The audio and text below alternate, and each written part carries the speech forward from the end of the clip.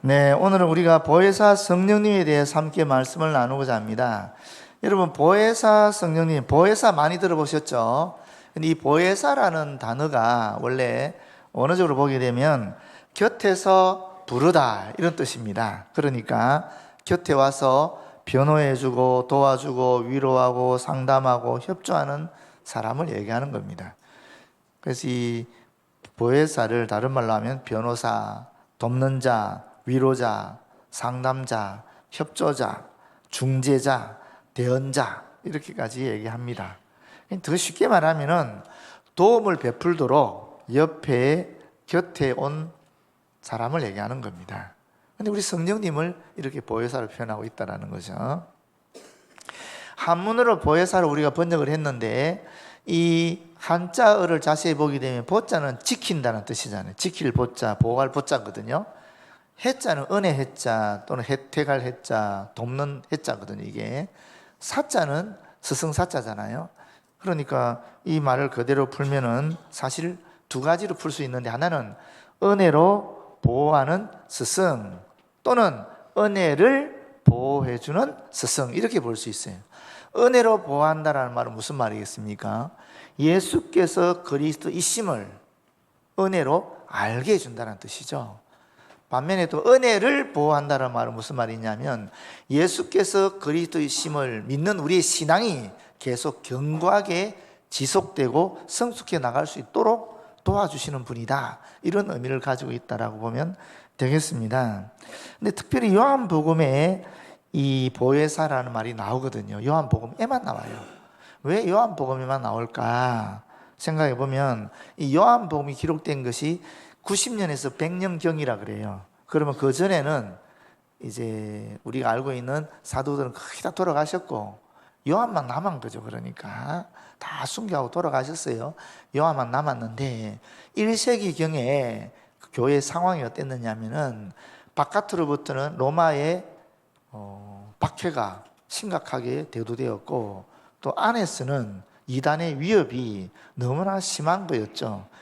헬라의 영지주의라든지 유대의 율법주의라든지 이런 것들이 안에 들어와서 그냥 교회가 아주 힘들었던 겁니다. 그러니까 이 진리를, 예수께서 그리스도이시라는 이 복음의 진리를 계속 고수하고 나아간다는 것이 쉽지 않은 일이었습니다.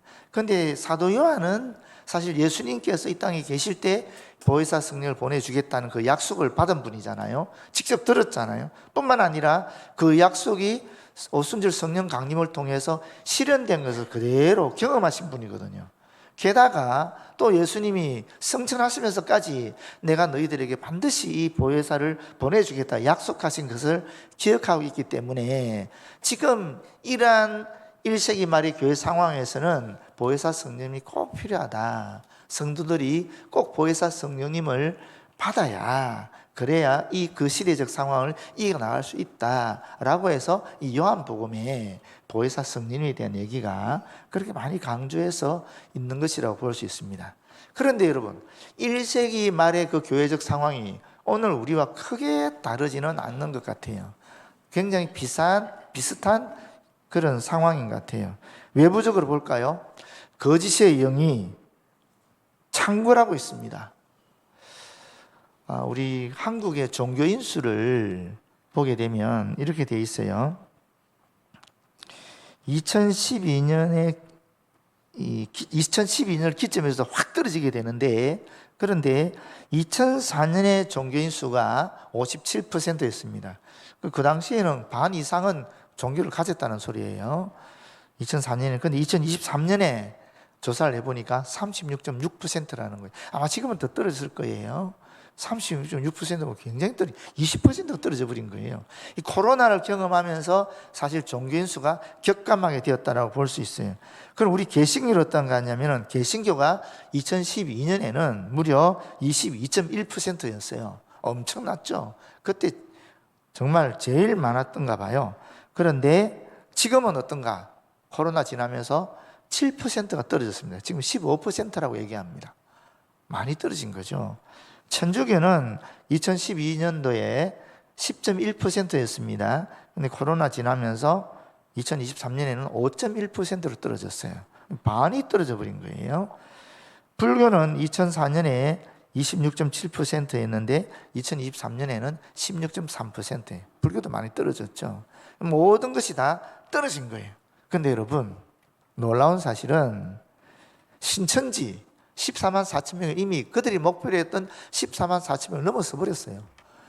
그래서 지금 어떻게 얘기하느냐 하면 이게 질적으로 진짜 성도가 되어야 된다라고 하면서 지금 또 포교 활동하고 있어요. 엄청난 팽창을 한 거죠.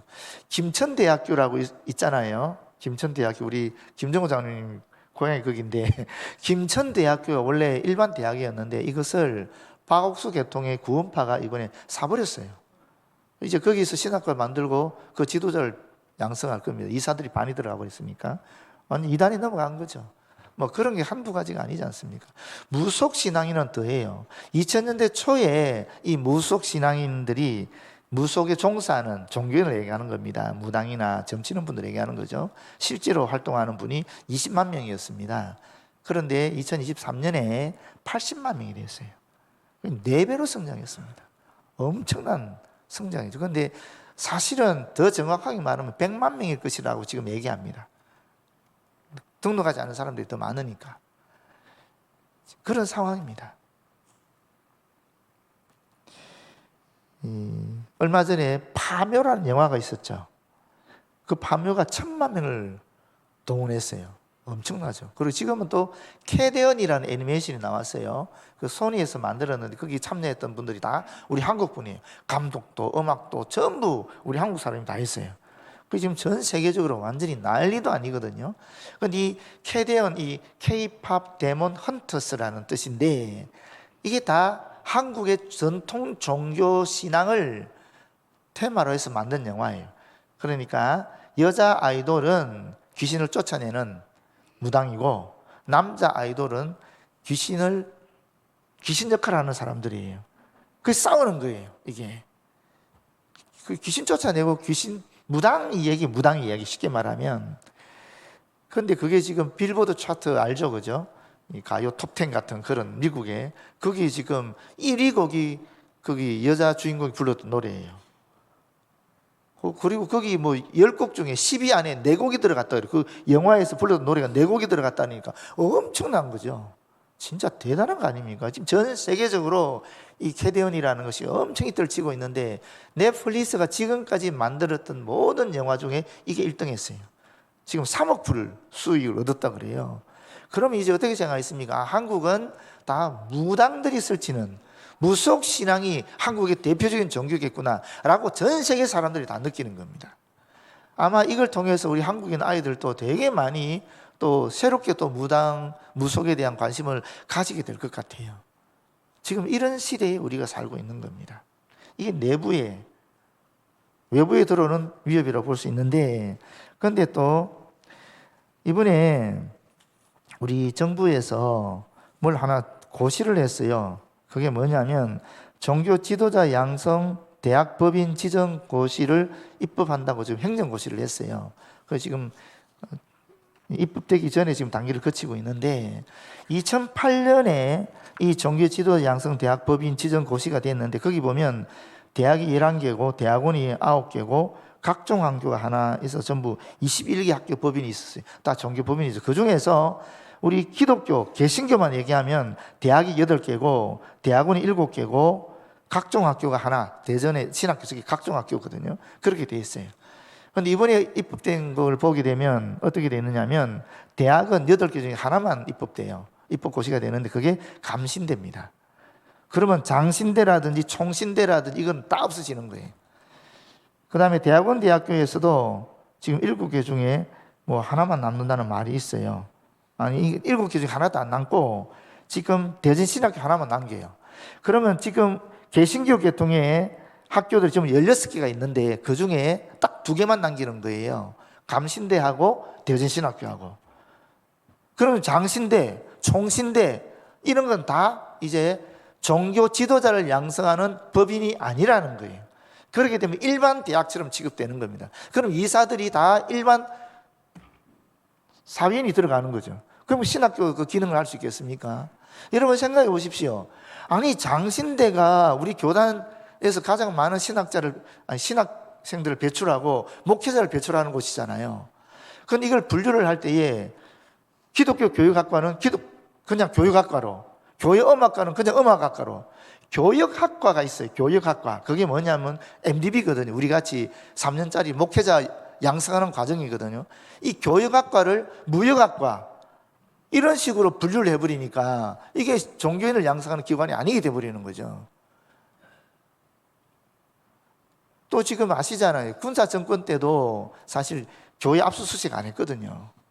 교회 압수수색 들어왔잖아요. 지금 너무 이상한 일이 일어나고 있는 거예요. 로마 제국이 박해하듯이 지금 이 정부가 그렇게 하고 있는 겁니다. 여러분, 이게 현실이에요. 그래서 지금 우리가 총회적으로 대응하고 있긴 한데 어떻게 될지 잘 모르겠어요. 여러분 좀 기도를 해주세요. 아니, 장신대가 종교 지도자를 양성하는 학교가 아니다면 말이 됩니까? 총신대가 종교 지도자를 양성하지 않는 학교라고 인정하면 말이 되는 겁니까, 그게? 이거는 기독교 탄압이라고밖에 볼 수 없는 거예요. 지금 그런 상황이 있습니다. 그렇기 때문에 이게 단순히 요한복음이 기록된 1세기 말의 그런 상황이 아니라 오늘 우리 시대에도 이런 이단의 발언이라든지 무속신앙의 급증이라든지 또 이 정부로부터의 기독교 탄압들이 있기 때문에 지금 우리 시대에 가장 필요한 게 뭔가? 보혜사 성령님이다.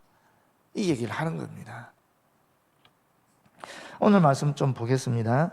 내가 아버지께 구하겠으니 그가 또 다른 보혜사를 너희에게 주사 영원토록 너희와 함께 있게 하리니 그는 진리의 영이라. 이렇게 말씀하고 있습니다. 여기 다른 보혜사라는 말이 있는데 보혜사면 보혜사지 무슨 다른 보혜사가 있어? 좀 이상하지 않습니까? 그렇지 않습니까? 그런데 이 다르다는 말이 이렇게 볼 수 있어요. 두 가지로 볼 수 있는. 첫 번째는 뭐냐면 질적으로 다르다라고 볼 수 있어요. 본질적으로 다르다라는 거죠. 두 번째는 본질은 같은데 그 형태나 내용이 다르다라고 볼 수도 있지 않겠습니까? 그런데 여기서 말하는 다르다는 말은 본질적으로는 같은데 형태나 내용이 다르다라는 의미의 다른이란 뜻입니다. 우리가 보통 이단이라 그럴 때 여러분, 이단이라는 우리말 어떻습니까? 다를 이자 끝단자죠. 그러니까 다 같은데 끝만 다르다 이렇게 생각하잖아요. 그렇잖아요. 똑같이 예수를 믿고 있고 똑같이 성경을 얘기하고 똑같이 교회에서 예배 드리니까 다 비슷한데 끝이 다르구나. 그래서 우리는 천국 가지만 이단들은 지옥 가구나 이렇게 생각하시는데 성경에서 말할 때 이단은 그렇지 않습니다. 성경에서는 이단을 어떻게 얘기하느냐 하면은 본질적으로 다르다라는 표현을 써요. 본질적으로 다른 게 이단이라는 거예요. 끝이 다른 게 아니라 본질적으로 다른 게 이단입니다. 반면에 여기 다르다는 표현은 본질은 같은데 그 형태나 내용이 다르다라는 뜻입니다. 그러면 보혜사가 또 다른 분이 계신다는 것 아니겠어요? 다른 보혜사를 보내주겠다 그랬으니까 그럼 보혜사가 다른 분이 계시는 거죠. 원래 보혜사가 계시고 그 다음에 이 보혜사와 본질은 같지만 그러나 내용이나 형태가 다른, 하는 일이 다른 보혜사를 보내주겠다라는 말이죠. 그럼 이 보혜사, 원래 보혜사는 누구겠어요? 예수 그리스도죠. 예수 그리스도인 거예요. 요한 1서 2장 1절에 보게 되면 나의 자녀들아 내가 이것을 너희에게 쓰면 너희로 죄를 범하지 않게 하려 함이라. 만일 누가 죄를 범하여도 아버지 앞에서 우리에게 대언자가 있으니 곧 의로우신 예수 그리스도시라. 아까 보혜사의 의미 중에 대언자가 있다고 그랬지 않습니까? 보혜사가 바로 예수 그리스도라고 요한 1서는 얘기하고 있는 거예요. 그런데 지금 다른 보혜사인 성령님을 얘기하고 있는 겁니다. 그래서 보혜사는 두 분이다 이렇게 보시면 사실 될 것 같아요. 예수님과 성령님이다. 그런데 이 보혜사, 새로 오는 보혜사, 다른 보혜사는 누군가? 성령님은 누군가? 바로 진리의 영이다 이렇게 말하는 거죠. 보혜사 성령님의 본질, 보혜사 성령님의 대표적인 사역이 바로 이 진리를 전하는 것이다, 진리의 영이다 하는 것을 우리가 여기서 알 수 있는 겁니다. 그렇지 않습니까? 그런데 이 세상에는 사실 두 가지 영이 있거든요. 하나는 진리의 영, 지난번에 말씀드린 기억이 납니다. 진리의 영이 있고 하나는 뭐가 있겠어요? 진리와 반대되는 영이 있지 않겠습니까? 그게 뭡니까? 우리가 보통 진리는 참을 얘기하는 거, 참과 참에 반대되는 것은 거짓이죠. 그래서 거짓의 영이다라고 얘기하는 겁니다. 진리의 영이 있고 거짓의 영이 있는데, 이 거짓의 영이 하는 것이 뭐냐, 진리의 영이 하는 것이 뭐냐, 이게 중요하지 않겠습니까? 근데 진리의 영이 하는 것을 성경을 보게 되면 이렇게 말하고 있습니다. 요한복음 15장 26절에 보게 되면은 진리이신 그리스도를 증거하는 것이 진리의 영이다 라고 말합니다.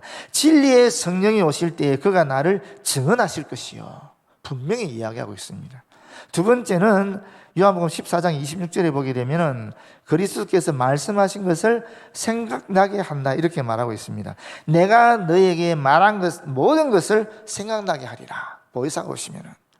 세 번째는 16장 13절에 보게 되면 성도를 모든 진리 가운데로 인도하신다라고 얘기하고 있습니다. 그러나 진리의 성령이 오시면 그가 너희를 모든 진리 가운데로 인도하시리니 라고 분명히 이야기하고 있습니다. 여러분, 당연하지 않겠습니까? 진리가 누굽니까? 예수 그리스도죠. 우리는 알고 있잖아요.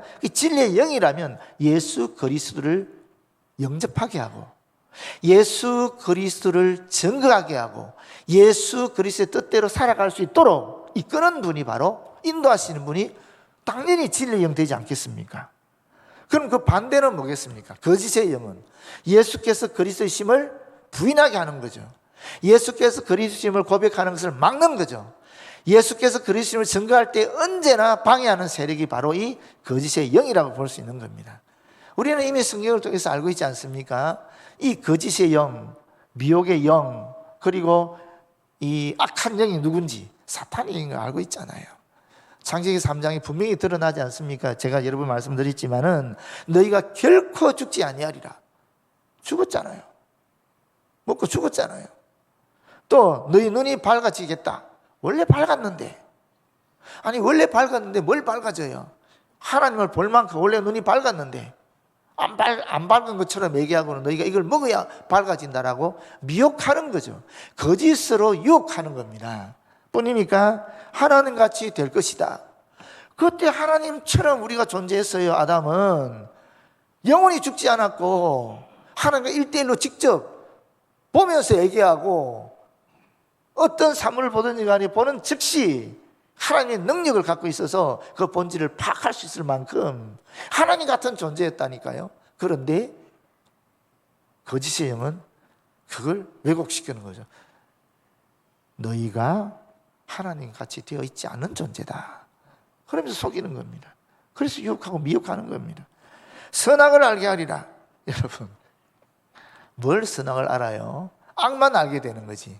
선은 잘 모르잖아요. 우리가 악은 우리 본성이 막 땡기거든. 이게 막 죄를 짓게 무지무지하게 땡기거든. 가만히 놔두면 잡초가 생기듯이 땅에서 우리가 가만히 있으면, 말씀으로 우리를 계속 비추지 않으면은 우리 안에서 이게 잡초처럼 끊임없이 악한 본성들이 악한 짓을 하도록, 악한 생각이 나오도록 계속 하는 겁니다. 왜 그렇게 됐습니까? 거짓의 영에 미혹된 아담의 죄 때문에 그렇게 되지 않았습니까? 선을 알고 선을 행할 능력은 전혀 생기지 않고, 악을 알고 악을 행하는 능력은 깡대해진 거예요. 그 결과 우리가 지금 이 모양 이 꼴로 살아가는 거죠. 그게 다 거짓의 영의 역사였습니다. 거짓의 영은 철저하게 예수께서 그리스도를 부인하게 만드는 겁니다. 거짓의 영은 철저하게 내가 예수 그리스도를 전하는 중에도 내 안에 있는 나의 본성이 살아나게 해서 그 중에도 나를 드러내게 하는 겁니다. 내가 하나님처럼 되고 싶어하는 그 마음을 드러내게 하는 겁니다. 우리가 흔히 주께서 나와 함께 하셔서 이런 일을 행했다 하면서 주님을 증거하는 것 같은데, 사실은 나를 증거할 때가 굉장히 많은 거거든요. 정말 우리가 세밀하게 구별해야 될 줄로 믿습니다. 진짜 주님을 내가 높이는 건지, 아니면 이것을 통해서 나를 높이려고 하는지. 그것도 거짓이 우리를 미혹하는 현상 중에 하나이거든요. 그래서 우리가 이 진리 영이신 성령님을 의지해야 되고, 성령님께 구해야 되고, 또 성령님의 인도하심을 받아야 된다는 겁니다. 그런데 그 성령님은 멀리 있는 것이 아닙니다. 바로 내 옆에서 나를 돌봐주려고 존재하는 분이라는 겁니다. 지난주에도 말씀드린 것처럼 우리가 아시잖아요. 이 몸의 구성 요소처럼 다 갖고 있는데 영혼이 없으면 시체가 되는 것처럼 우리 교회에 예수 그리스도의 믿음도 있고 또 하늘나라에는 소망도 있고 또 십자가 보혈의 은총에 대한 감격도 있고 뿐만 아니라 하나님의 말씀에 대한 지식도 넘친다 할지라도 성령님의 존재를 인정하지 않고 성령님이 나와 함께 한다는 것을 우리가 알지 못하면은 그리스도인으로서 죽은 시체와 같은 능력 없는 그런 존재가 될 수밖에 없다라는 것입니다. 진리의 영은 보혜사 성령님은 바로 나를 돕기 위해서 내 옆에 계시는 분이시다 하는 것을 기억하면 좋겠습니다. 그 뒷말씀을 보게 되면 세상은 능히 그를 받지 못하나니 이는 그를 보지도 못하고 알지도 못하리라. 성령은 보혜사 성령님은 예수 믿는 사람과 함께하는 존재거든요. 고린도 12장 3절 얼마든지 강조해도 지나치지 않는 그 말씀, 성령으로 아니하고는 예수를 그리스도로 고백할 수 없다. 그 다음부터 우리는 성령과 함께하는 거거든요. 조금 뒤에 설명하겠지만은 사실 우리가 성령을 통해서 예수를 그리스도 고백하면서 그때부터는 우리는 성령을 알 수 있는 존재가 된 거거든요. 반면에 예수 믿지 않은 사람들은 도대체 성령님을 알 수 없는 거죠. 보지도 못하고 알지도 못하다라는 겁니다. 그러나 너희는 그를 아나니 그는 너희와 함께 곁에 라는 뜻이거든요. 거하시며 또 너희 속에 우리 안에 계시겠습니다. 이렇게 말씀하고 있습니다. 우리 이미 경험했기 때문에 다 알고 있는 거지요. 내가 너희를 고아와 같이 버려두지 아니하고 너희에게로 오리라. 예수께서 제자들을 떠나신 것은 잠깐뿐이고 온순절날 성령 강림을 통해서 예수님은 성령님과 함께 언제나 그들과 더불어 있었다 하는 얘기를 하는 겁니다. 말씀드렸잖아요. 본질상 같은 분이신데 형태와 또는 하시는 일이 다를 뿐이다.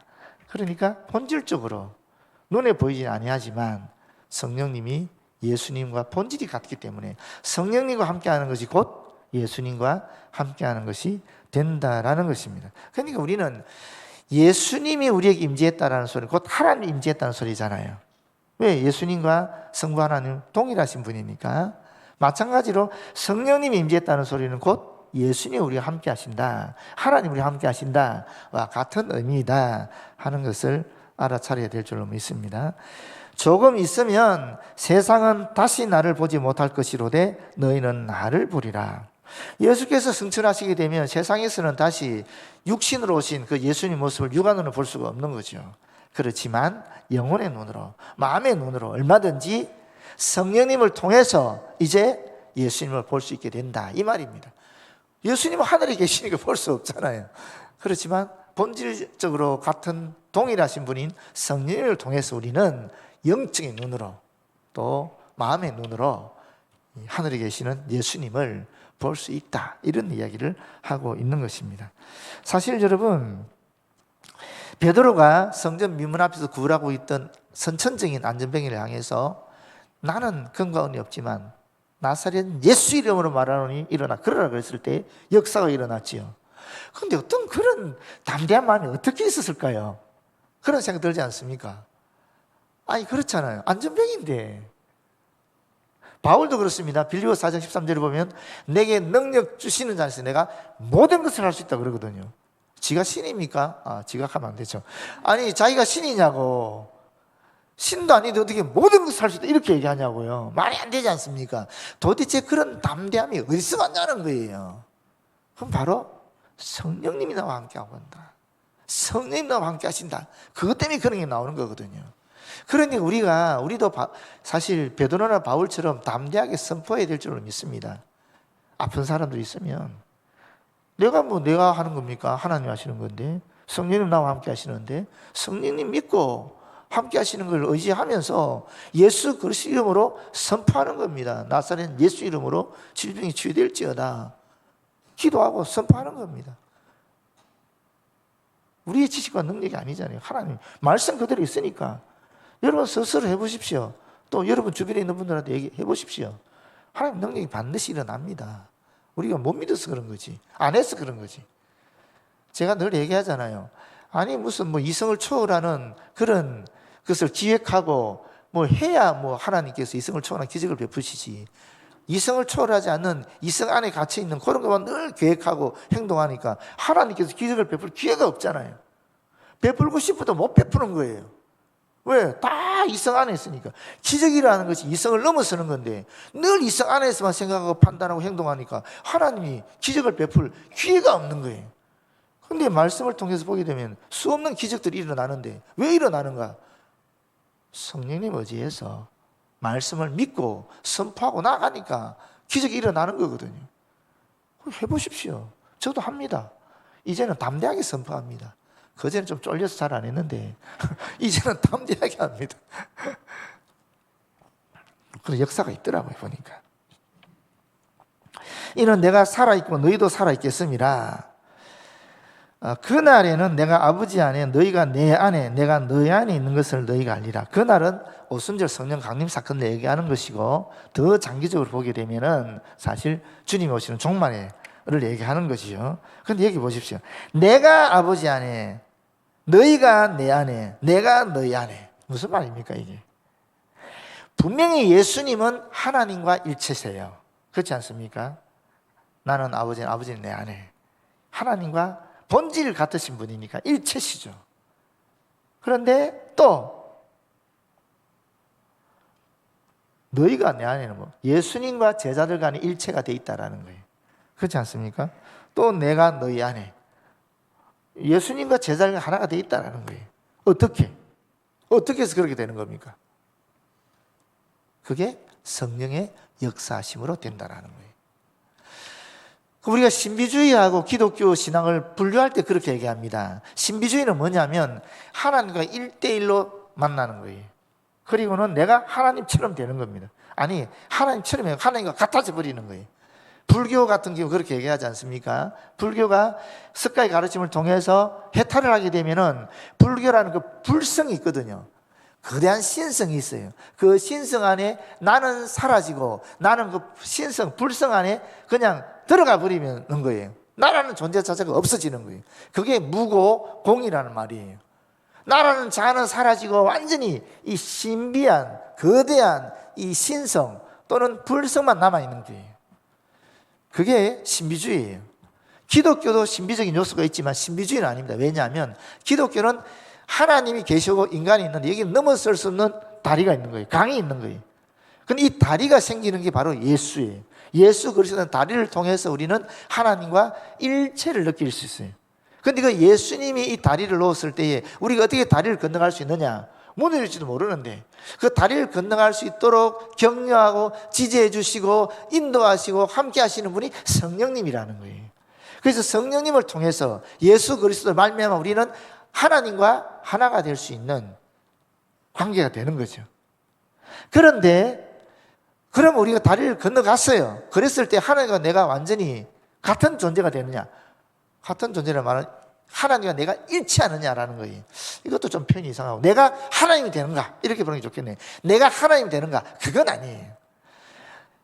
불교에서 말하는 것은 내가 사라지잖아요. 나라는 존재성이 없어지잖아요. 근데 기독교에서는 나라는 존재가 살아있으면서 하나님과 조화되는, 하나가 되는 그런 관계를 형성한다라는 거예요. 그게 기독교와 다른 종교의 차이점이에요.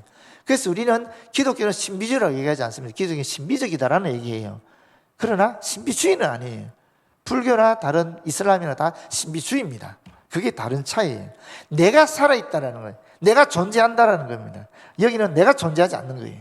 어떻게 그게 가능한가? 성령님을 통해서 그리스도를 말미암아 이게 가능해진다는 거예요. 그래서 삼위일체라는 개념이 굉장히 중요합니다. 삼위일체라는 개념은 하나인데 세 분으로 존재하잖아요.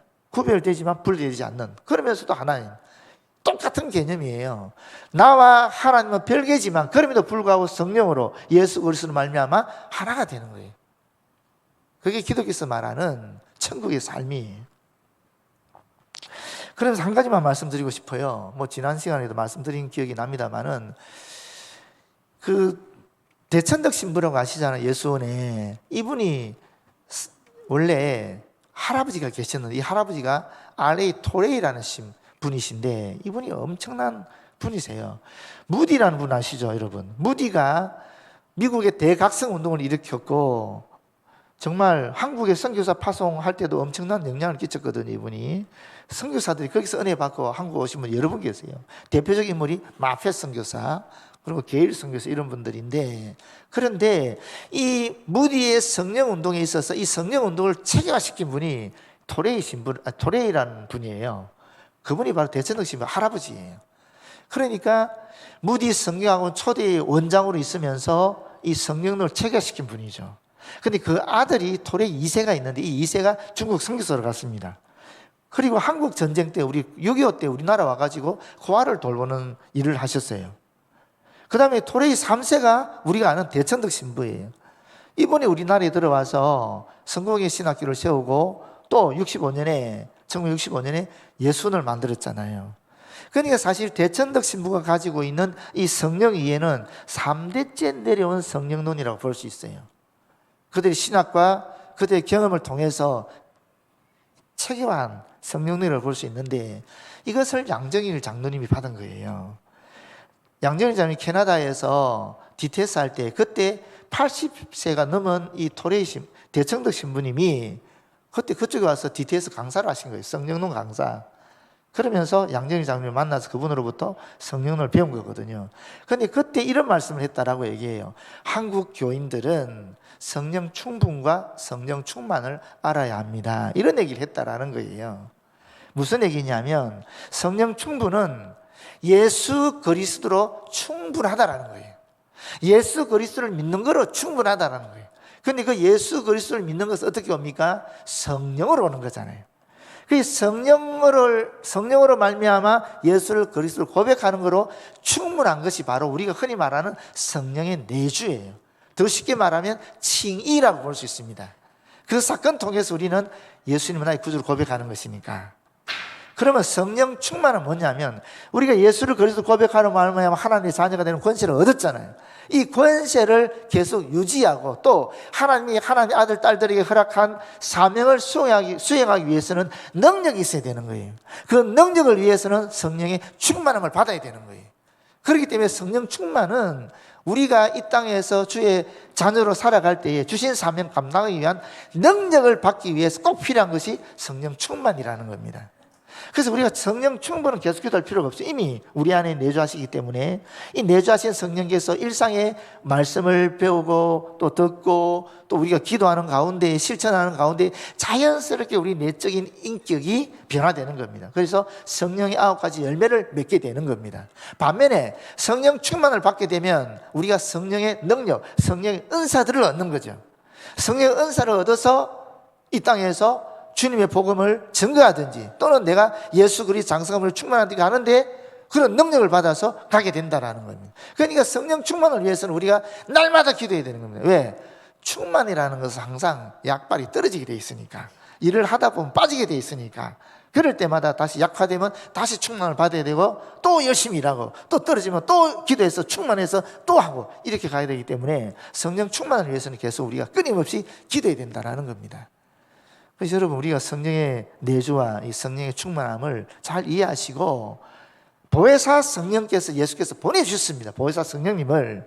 그러니까 그분이 우리 옆에서 돌보는 분으로 존재하기 때문에 우리가 그분의 존재를 인정하고 늘 그분의 손을 붙잡고 또 기도하고 능력을 받아서 우리가 진짜 제대로 된 예수쟁이로 그렇게 살아갔으면 참 좋겠습니다. 네, 기도하겠습니다. 주님 감사합니다.